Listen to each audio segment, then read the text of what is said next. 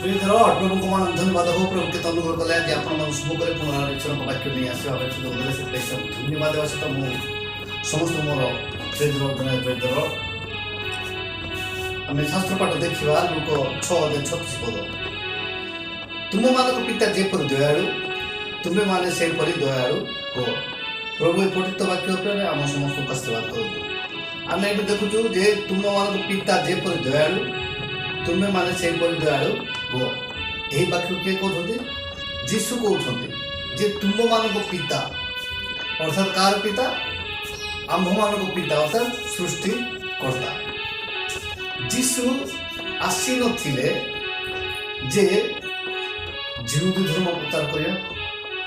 जीशु आसी नथिले जे ख्रीष्टान धर्म प्रचार करिया किंतु जीशु आसी थिले कोन पिता को प्रचार करिया पिता परमेश्वर प्रचार करिया पास पिता को लोक मानकर कर्ण गोचर करिया पास सेति आम देखु जे तुम मान पिता जे पर दयालु तुम से दयालु हुआ प्रथम काम